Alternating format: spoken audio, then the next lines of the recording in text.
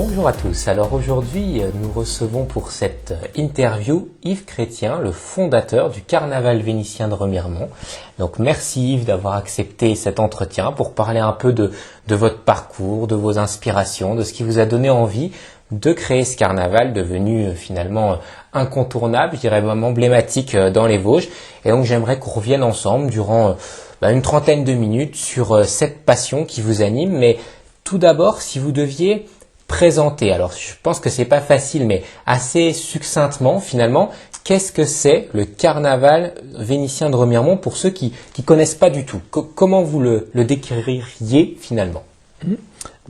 Déjà bonjour Pierre, merci pour l'honneur qui m'est fait de rendre hommage à ce carnaval. Alors ce que représente le carnaval vénitien de Remiremont, c'est déjà une tradition, tradition du carnaval qui se déroule au moment de Mardi Gras, mi-carême.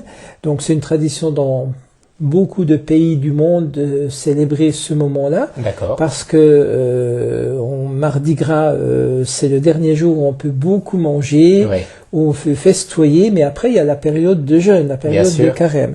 Voilà, il y a aussi quand même la célébration de l'arrivée du printemps.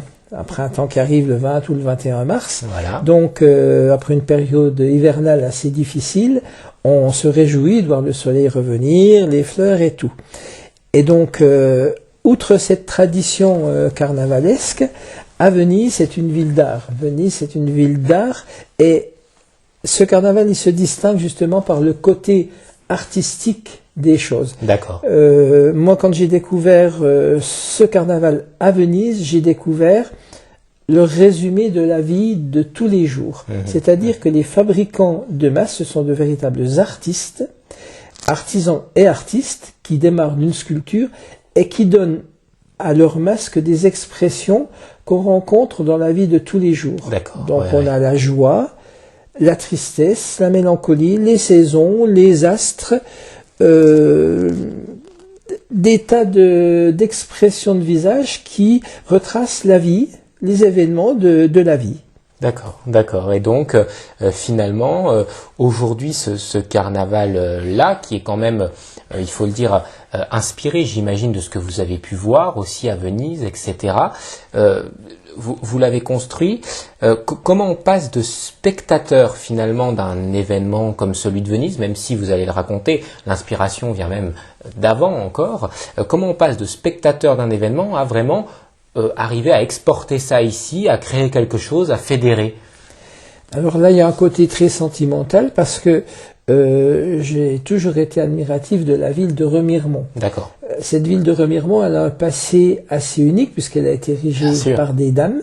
Les dames qui avaient quand même bon goût, qui aimaient le peuple apparemment, d'après les historiens, qui étaient bonnes avec le peuple, et qui avaient le sens de l'élégance. Donc elles ont retransmis ça dans l'architecture de la ville.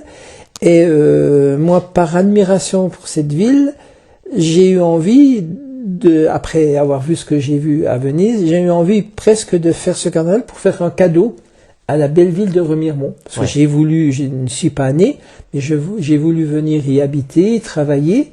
J'ai réussi et pour moi, c'était presque une évidence de dire mais Remiremont mérite d'avoir un bel événement à ce moment-là où justement la vie reprend vigueur. Donc après avoir vu les jolis masques et les jolis costumes de Venise, ça m'a paru presque un petit peu évident de dire à Remiremont il faut qu'il y ait un carnaval, mais pas un carnaval cavalcade, pas un carnaval où on rit. Parce qu'on nous a déjà fait un petit peu le reproche en disant mais on rit pas votre carnaval. Non, moi j'ai pas fait un carnaval pour rire, j'ai pas fait un carnaval pour pleurer, mais j'ai voulu créer un carnaval pour transmettre des émotions de la vie, qui surgissent, qui existent à travers les masques. C'est vraiment lié aussi à cette ville en elle-même, à son passé historique, à tout ça. Vous imaginez pas le carnaval vénitien de Remiremont ailleurs dans les Vosges? C'était vraiment le lieu aussi. C'était vraiment le lieu, oui, vraiment. Bah déjà, moi je suis un peu chauvin, donc ma ville de Remiremont, je l'aime, comme je vous ai dit, je l'aime beaucoup. Et non, j'aurais jamais voulu créer ça ailleurs. Mais c'est vrai que c'était une chance d'avoir Remiremont parce que c'est une ville qui se prête magnifiquement bien à ce carnaval. Et quand j'ai eu cette idée, je l'ai mûrie pendant quelques années avant de lancer l'idée et le dossier. J'ai fait des rapports entre Venise et Remiremont. Toute proportion gardée, mais Remiremont c'était une ville riche. D'accord. Il y avait beaucoup d'industries qui étaient dirigées par la mère abbesse, qui était quand même apparentée au clergé puisque elle dépendait de l'autorité du pape avant des autorités du roi, de l'autorité du roi.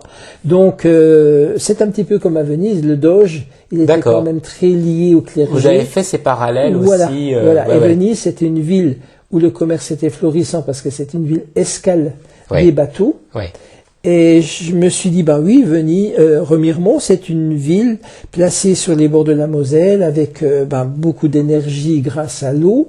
La vallée de la Moselle avec ses usines textiles. Donc je me suis dit, une ville riche. Venise, c'est une ville riche, une dame abbesse, un doge. J'ai dit, je ne dois pas avoir l'air ridicule en lançant mon idée. D'accord. Donc une fois que vous avez créé ce carnaval à Remiremont, petit à petit, vous étiez combien au départ? Enfin, au début, quoi, vraiment, combien de personnes vous avez réussi à emmener dans votre élan?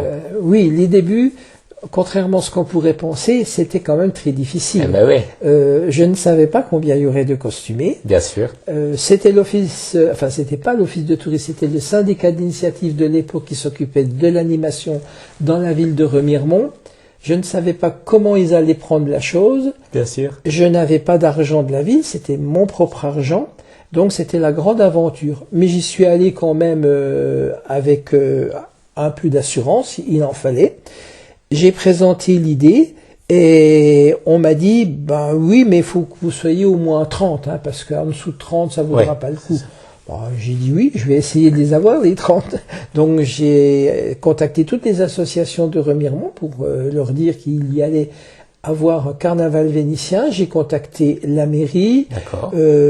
J'ai monté des permanences au château Zeller. J'ai contacté la presse. Et en fin de compte, la première année, on était 30 costumés. Voilà, on est tombé pile sur le chiffre que désirait le syndicat d'initiative. Et ça a grandi petit à petit, peut-être plus vite que ce que vous le pensiez, ou comment ça s'est passé ensuite progressivement? Alors, je pensais rien. C'est ça. Voilà, je pensais rien parce que c'était l'aventure. Et les costumes et les masques du carnaval de Venise qu'on avait amenés à Remiremont, ils sont impressionnants. Pas que pour moi, pour tout le monde. C'est-à-dire que quand la presse nous a vus avec nos masques et nos costumes, parce que la première année, il y avait déjà de très belles choses. Il y avait déjà des masques qui venaient de Venise. Parce qu'il y avait quelques personnes qui connaissaient le carnaval de Venise. La presse est venue voir ce qu'on allait produire dans la rue. Ils ne s'attendaient peut-être pas à autant de qualité finalement. Voilà. Ils ne s'attendaient pas parce que même dans les journalistes, il y en a qui ne connaissaient pas le carnaval de Venise. Ils connaissaient Venise, mais pas son carnaval. Donc ils ont été quand même assez surpris par la qualité, la beauté. Je dirais presque un petit peu époustouflés. Et le vendredi soir, ils sont allés tout de suite porter leur pellicule de photos à Épinal, parce que dans ce temps-là, il n'y avait pas d'ordinateur. En 1996, on parlait pas d'Internet ni rien. Donc, ils sont allés porter leur pellicule et sur le journal du samedi, il y avait déjà une belle publicité qui parlait de notre carnaval, comme quoi s'il fallait se déplacer. Et le samedi, il y a eu déjà du monde en tant que spectateur. Voilà. Et les 30 costumés ont bien évolué sur les arcades et ça a pris tout de suite, quoi. Il y a eu vraiment une communication entre les spectateurs et les costumés. Les costumés se sont très bien comportés, ont joué le jeu. Bon, de toute façon, il fallait qu'ils aiment ça pour s'exprimer, le silence. Et donc, les 30 costumés qu'on était, on a déjà fait fureur, en fin de compte. Voilà. Et ça a grandi l'année d'après. On était 60, et puis l'année après une centaine. Donc, et tous les ans, jusque cette année, jusque maintenant, ça grandit toujours. Combien de costumés? Alors maintenant, on dépasse les 400. D'accord. Dépasse les 400. Et c'est vrai que vous le disiez, donc il y avait vraiment un vœu de faire un carnaval dans l'esprit de Venise, pas un carnaval tel un défilé ou comme une fête, enfin voilà. Et donc vous avez j'imagine, porter un point d'honneur à l'élégance dans tous les points. C'est d'ailleurs ce que vous faites figurer aussi dans votre charte par rapport aux différents costumés qui peuvent venir. Il y a cette notion d'élégance. Comment vous la décririez?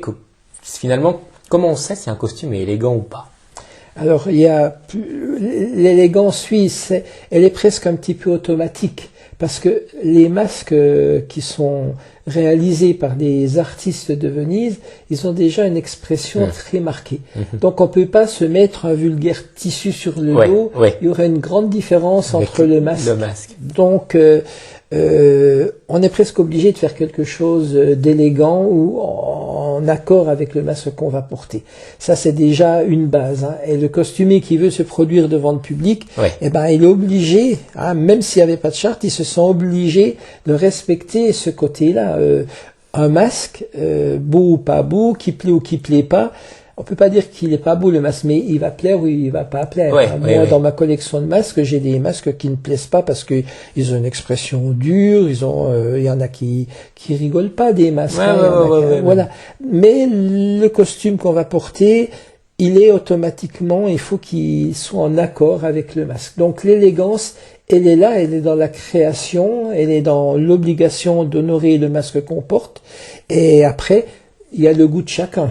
On peut en fonction du costume et du thème qu'on aura choisi. Si on veut être en princesse, on va pas mettre un masque de défiguré, parce qu'il y en a des masques de défigurés qui n'ont pas à avoir honte des autres masques. Mais si une dame veut être en marquise, elle va avoir un masque souriant, quoi.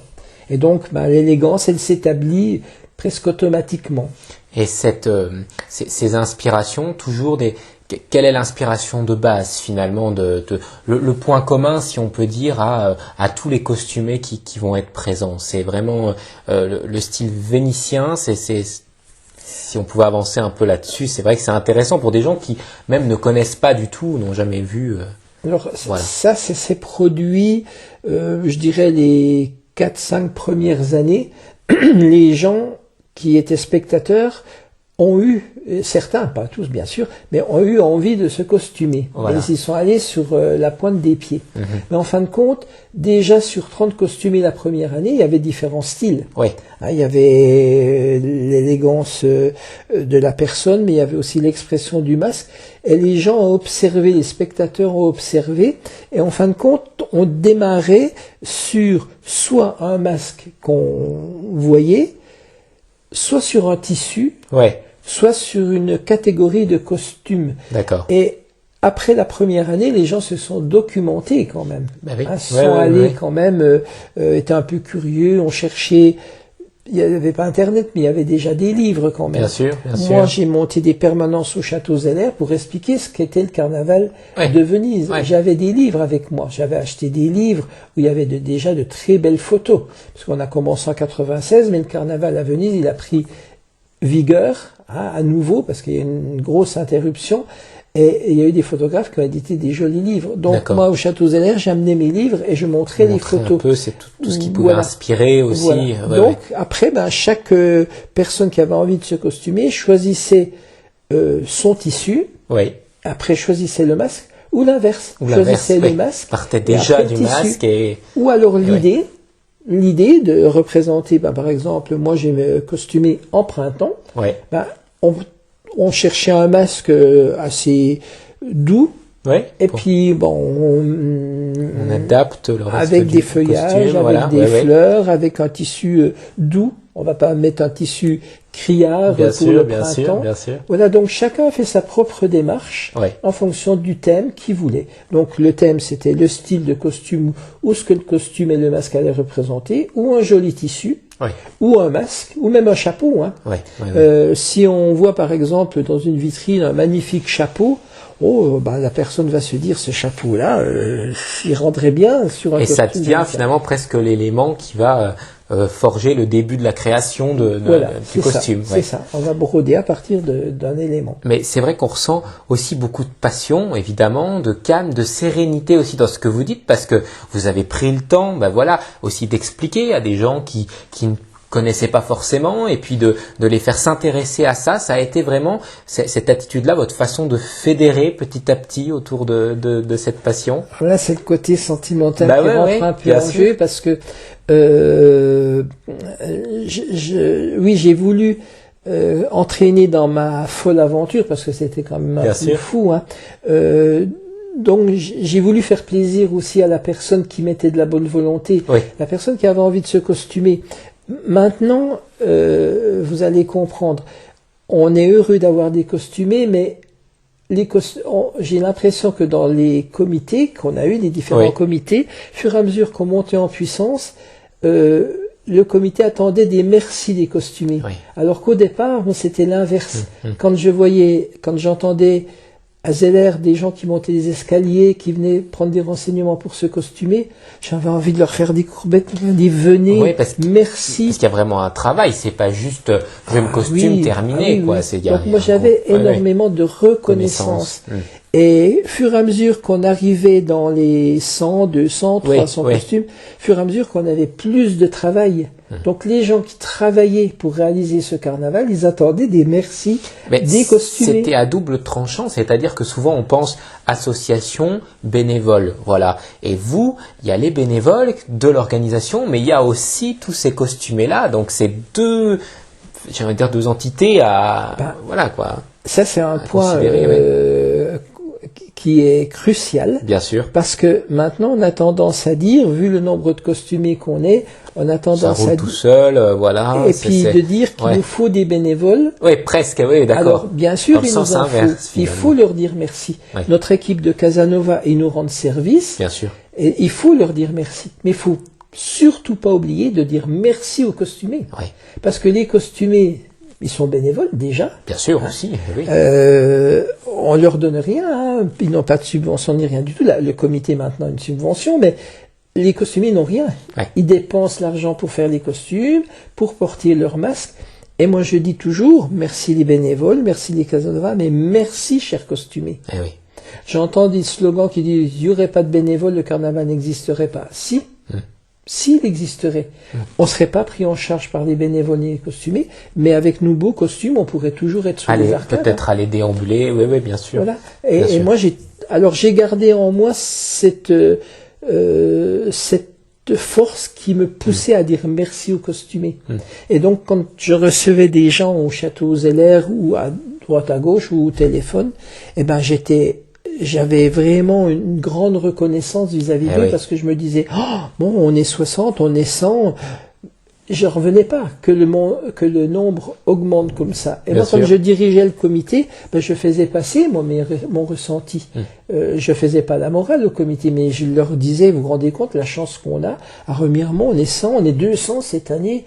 Mais vous avez toujours laissé la place à l'émotionnel aussi. Enfin, je veux dire, vous avez toujours laissé aussi transparaître, voilà, vos émotions et tout. Ça a été, je pense quand même, je sais pas ce que vous en tirez aujourd'hui, hein, après autant de temps en tant que président, la manière que les gens s'agrègent petit à petit autour de vous, autour de ce bel événement. Enfin, je pense que ça a joué aussi. Je pense aussi parce que j'ai la chance d'avoir un caractère assez facile, assez sentimental aussi. Donc, quand je voyais un beau costume, j'avais envie de le prendre dans mes bras, merci, merci. Et donc ça, les gens l'ont ressenti. Moi, j'ai jamais attrapé la grosse tête. Quand si on ne m'aimait pas, je sais pas s'il y en a qui ne m'ont pas aimé, mais c'était parce que j'avais mis un peu les points sur l'i, parce que c'est bien d'être gentil, hein, mais c'est toujours plus facile de dire oui que de dire non.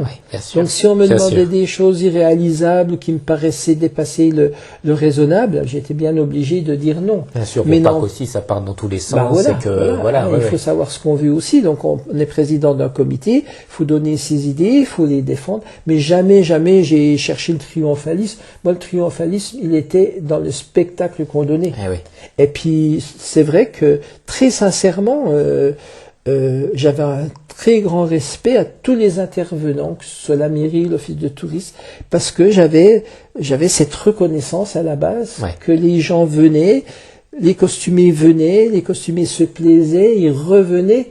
Donc, comment être malplaisant? Bien sûr, Non. bien sûr. S'il y a 2-3 personnes costumées qui faisaient des écarts, on leur disait, moi je leur disais gentiment, en prenant beaucoup de précautions pour ne pas leur faire mal au cœur, mais pour leur dire qu'ils n'étaient pas sur la bonne voie, qu'ils pouvaient faire mieux. Ça m'est arrivé, hein. Puis il y a des gens aussi qui me disaient, oui, mais il faut pas faire comme ci, il faut pas faire comme ça. Je disais, oui, on va voir. Je leur disais pas non. Voilà, on essaie de tempérer. Bien sûr, bien sûr. C'est quand même à la base un respect de tout ce qu'on entend. Après, s'il y a des débordements, on sait aussi les remettre en place. Mais j'avoue qu'en 30 ans de carnaval, j'ai jamais eu vraiment de débordement vis-à-vis de moi. Alors, j'ai jamais eu à m'en plaindre. Vous avez en tout cas continué à aller à Venise chaque année pour voir ce qui se passait là-bas. Vous en avez tiré aussi encore jusqu'à récemment des inspirations, des choses comme ça. Oui, énormément. Oui, énormément. Maintenant, on aurait presque, sans prétention, mais dire que les costumes que nous faisons en Remiremont peuvent servir de modèle à Venise. Donc on n'a pas à rougir de ce qui est fait ici. Par contre, au départ, oui, moi quand j'allais à Venise, je me ressourçais. Bien sûr. Au niveau de l'inspiration. J'imagine. Je me ressourçais en voyant des nouveaux costumes, en voyant des nouveaux masques, parce qu'à Venise, il y a aussi, il faut reconnaître que tous les ans, il y a des nouveaux modèles. Donc, des masques que je n'avais pas vus des années d'avant, des nouveaux styles, tout ça, ça me servait d'inspiration, automatiquement. Automatiquement, oui. Et aujourd'hui, donc, vous n'êtes plus président depuis quelques années, vous êtes toujours quand même, je dirais, actif dans l'association du Carnaval vénitien. En tout cas, vous vous costumez, vous continuez à être présent. À l'avenir, vous voyez ça comment? Je veux dire, le Carnaval, continuer sous cette forme ou se renouveler, peut-être aller dans davantage de scénographie, je sais pas. Qu'est-ce que... Voilà. Alors, je ne dirige plus le Carnaval. Bien sûr. J'ai quand même un œil obligatoirement critique. Évidemment. Ça ne durera pas pendant 10 ans à critiquer. Mais enfin, je dis bonne critique et mauvaise critique. Bien sûr. Mais automatiquement, j'ai encore un œil pour dire, mon Dieu, pourvu que le comité ne fasse pas de bêtises, ne fasse pas ceci, ne fasse pas cela. Mais moi, ma meilleure façon de rester dans le Carnaval, c'est déjà de faire des costumes. Moi, je peux pas vivre un carnaval. J'ai été président pendant 26 ans. Chaque année, j'avais un nouveau costume. Vous étiez dedans, vraiment dedans. J'arrivais à donner les consignes. Ce qui ne doit pas être évident d'ailleurs. Des fois, j'avais un bon comité, des gens qui mettaient de la bonne volonté, des bénévoles. J'ai été recruté dans mes anciens collègues et tout. Donc, je me sentais quand même dans ma famille. Donc, je me sentais quand même assez sûr parce que j'avais des gens bien autour de moi. Mais je me suis fait un point d'honneur à créer un nouveau costume chaque année. Parce que pour moi, la grande fierté que j'ai, c'est pas d'avoir travaillé et tout, d'avoir fait des costumes, c'est surtout, et je le dis souvent, ça, d'avoir montré le bon exemple en créant des costumes excentriques, en créant des costumes un peu fous. J'avais pas peur de foncer dans la nouveauté, dans l'exubérance, et en fin de compte, ça rassurait les autres costumiers qui eux avaient des idées un petit peu farfelues. Bien sûr. Ils me suivaient, quoi. Et ça, c'est ma plus grande fierté, c'est d'avoir osé faire des beaux costumes par respect pour le carnaval, par respect pour Remiremont, mais par respect des costumiers, leur avoir montré de bon exemple. Et pour la suite, oui, moi j'avais des idées de plus de spectacles, mais j'y suis allé toujours doucement. Voilà, par rapport à ça, je voulais vous poser la question, parce que on a à la fois les deux côtés, c'est-à-dire, moi j'y vais aussi chaque année, ce côté très spontané, par exemple le dimanche matin, je pense autour de l'abbatiale, où les costumés se mélangent aussi au milieu des visiteurs, prennent des photos, et puis toujours avec ce silence quand même qui est très important, et en même temps il y a ce côté scénique lors des défilés avec la musique, avec quelque chose de plus organisé. Les deux sont finalement très beaux à voir, autant le côté très simple, finalement, je dirais très spontané, et le côté un peu plus scénique. Enfin, moi, je sais que j'aime les deux. Je sais pas ce que vous en pensez par rapport à ça. Je pense que vous avez entièrement raison, parce que le côté libre, il apporte quelque chose d'inattendu vis-à-vis des gens. Complètement. Les premières années, on avait fait des petits podiums qu'on plaçait au pied des arcades. Ouais. Et j'avais donné la consigne qu'il fallait pas laisser ces estrades vides, sans personne. Donc quand une personne descendait de son petit podium, il fallait qu'un autre costumier monte. Mais ça s'était fait automatiquement. D'accord. Et ça, c'était génial. Donc ce côté-là, il a eu un peu tendance à disparaître. Oui, parce qu'on veut toujours essayer de mettre de la mise en scène, mais c'est peut-être pas toujours obligatoire pour tout. Non, non, c'est tout à fait exact. Et moi, j'ai mes petits moments en tant que costumier, j'ai mes petits moments préférés. Ouais. J'aime bien les estrades, mais j'aime pas les estrades de nuit. Ouais. Parce que je trouve qu'on voit pas bien les couleurs. Ouais. Alors il y a beaucoup de spectateurs qui trouvent ça beau. Ouais. Mais ce que j'aime bien, c'est le dimanche matin, la sortie de la messe, où les gens sont de bonne humeur, parce qu'ils ne sont pas fatigués. Bien sûr. Donc ils admirent bien les costumiers. Les costumiers, on leur impose rien, ils vont où ils veulent, dans le jardin de la place de Mesdames, sur le square. Et ça, c'est beau. Ça, c'est des moments qui... À la médiathèque, quand il y a le concert, aussi, on est un petit peu serré, mais ça fait rien. Les costumes passent entre les spectateurs, et la promiscuité, elle apporte quelque chose aussi. C'est aussi l'occasion, des fois, peut-être de voir des détails, de voir des choses qu'on voit pas forcément. Alors, les estrades, j'aime beaucoup aussi, puisque on a fait notre premier spectacle son et lumière sur des petits podiums sur le parvis de la mairie. D'accord. On n'était pas près de l'église. On a déjà fait ce genre de spectacle son et lumière. Mais à la limite, ce petit spectacle sur la place, sur des podiums un peu installés, c'était un peu moins solennel que les estrades, mais c'est pareil. Il y avait le côté instantané, le côté inattendu. Oui. Alors, moi, si jamais j'avais à continuer la mise en scène du carnaval, je dirais des estrades, il en faut, mais j'aimerais bien qu'on se serve plus de la rue des Arcades. J'aimerais ce décor naturel finalement qui est là. Voilà, qui est des costumés en dessous, en dehors, mais qui est aussi des scènes sur cette rue Charles de Gaulle, quand elle est vidée de ses voitures, c'est magnifique. Un peu à droite, à gauche finalement, et profiter de l'architecture qui est là aussi. Avec moins de tu montes, tu descends. Un petit peu comme ça vient, un petit peu avec l'aide des Casanova qui nous aident à monter, à descendre. Si vous voyez quelqu'un costumé trop longtemps sur une estrade, lui l'inviter à descendre pour céder sa place. J'aimerais bien que cette rue des Arcades, elle soit mise plus en valeur. Ouais. Donc aujourd'hui, le Carnaval vénitien, c'est une grande organisation. Je sais que vous utilisez le Palais des Congrès aussi comme vestiaire. Il y a, donc comme on le disait, ces différentes parades, ces différents temps qui sont organisés.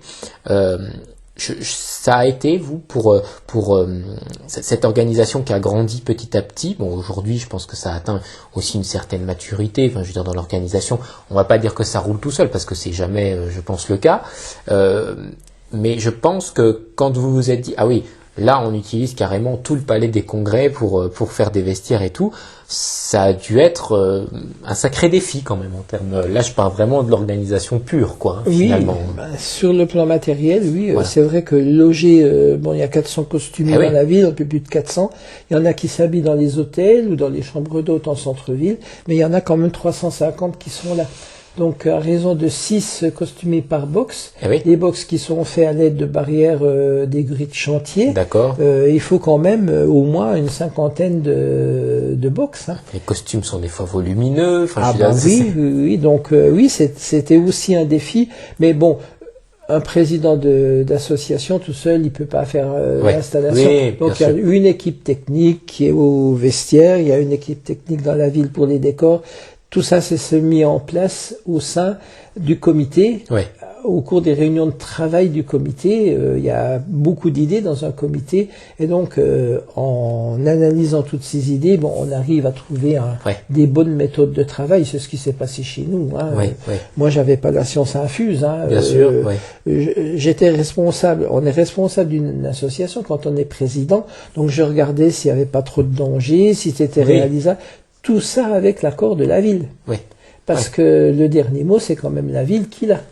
Il nous prête le palais des congrès, il nous prête les grilles de chantier. Faut que ça se passe bien.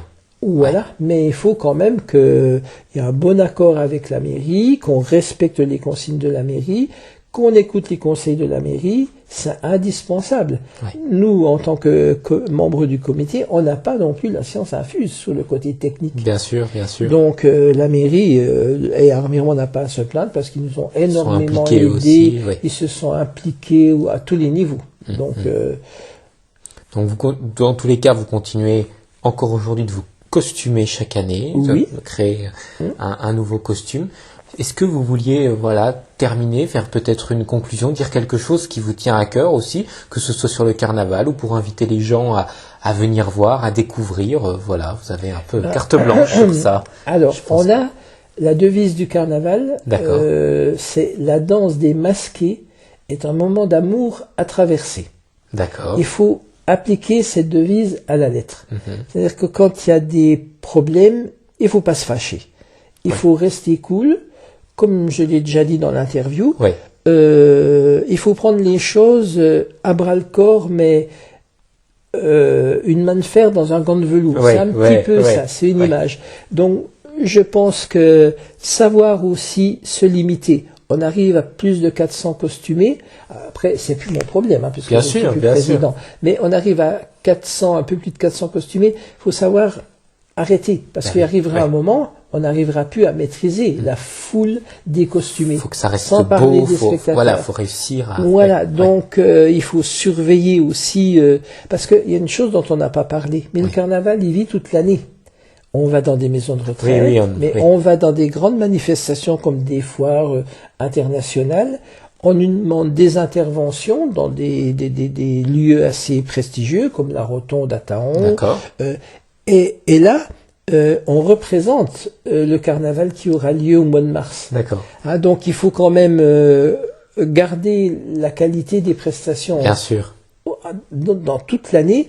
Et moi, je voudrais dire que il faut qu'on garde cet aspect doux, tendre, garder notre autorité, mais sans faire paraître notre autorité, ça la mettre en évidence, quoi. Bien sûr. Il faut vraiment toujours garder cet esprit de sentiment d'apaisement aussi, peut-être, sentimental, qui est résumé dans la devise, la danse des masqués, c'est un moment d'amour à traverser. Dans un ménage, on a beau s'aimer, il y a des fois des petites scènes de ménage. Oui, bien sûr. Et là, dans notre association, c'est un peu ça. Bien sûr, c'est normal. S'il y en a un qui n'est pas d'accord et puis que le président se fâche ou ceci, ça n'ira pas, ça n'ira plus. Moi, c'était ce qui a fait un petit peu ma force, c'est que j'ai la chance. Pour moi, je dis j'ai une chance, c'est que d'appréhender les problèmes avec respect, quoi.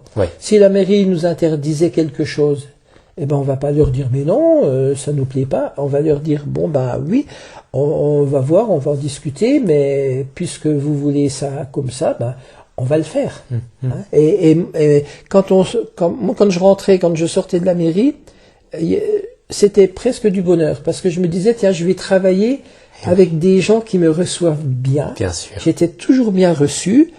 Ceux qui me regardaient bizarrement parce qu'ils disaient celui-là il va nous donner des trucs pour le travail, je les comprenais. Je me disais oui, c'est vrai qu'ils ont peur, le carnaval ça prend de l'ampleur, les employés ils vont être stressés parce qu'il y aura des choses à faire. Mais il faut appréhender les choses comme ça. Après, s'il y a quelque chose qui déplaît vraiment, on va le prendre gentiment, on va l'analyser. Parce que ça, c'est la danse des masqués qui a un moment d'amour à traverser. Ça résume tout. Il faut de l'amour et de l'amitié et c'est comme ça. Enfin, moi, et même à grande échelle, il faut continuer de garder, garder ça. Pour moi, oui, c'est capital. C'est capital. Faut pas s'endormir sur ses lauriers, faut pas être trop sûr de soi. Il faut le perpétuer, il faut le pérenniser et il faut apporter de la gentillesse, de la douceur, de la compréhension, sans se laisser trop marcher sur les pieds non plus, parce qu'il y a toujours des éléments qui en voudront toujours plus. Merci beaucoup Yves, merci d'avoir pris le temps, de faire découvrir aussi un peu des fois votre parcours, un peu l'envers du décor aussi de l'organisation. Voilà, en tout cas, le carnaval vénitien de Remiremont, c'est tous les ans et cette année, c'est donc du 26 au 29 mars pour j'imagine aussi découvrir encore une fois de sublimes costumes. Oui. C'est Sans oublier une belle exposition au centre culturel, qui fait partie aussi du programme, et qui va démarrer le week-end avant, le week-end de D'accord, donc pour les gens qui veulent aussi prendre le temps. Une exposition gratuite, très théâtralisée, très vénitienne, avec des artistes de talent, des artistes peintres, sculpteurs, avec des diaporamas dans la grande salle. C'est déjà là vraiment un magnifique préambule à la fête. Donc dès la semaine précédente, finalement. La semaine précédente, oui, il y a le week-end vraiment de parade, et le week-end d'avant, il y a l'ouverture de cette exposition qui demande beaucoup de travail, qui est magnifique. On a eu des expositions à l'espace du volontaire jusqu'à ce qu'il soit redevenu galerie commerciale. C'était des entrées de 7 à 8 000 personnes. D'accord. Mais on habillait l'espace du volontaire avec des mètres et des mètres et des mètres de tissu. D'accord. Donc on faisait presque un miracle de transformer. Eh ben oui, finalement. Voilà, mais on aimait bien, on était des passionnés. Donc maintenant c'est au centre culturel, mais ça fait partie intégrante du carnaval. Donc on le dit aussi, voilà, dès la semaine qui précède, pour ceux qui veulent prendre le temps. Le centre culturel, c'est un rendez-vous féerique. Féerique. Eh ben merci beaucoup Yves. Et puis donc rendez-vous pour Merci à vous. Merci à vous, infiniment. Merci.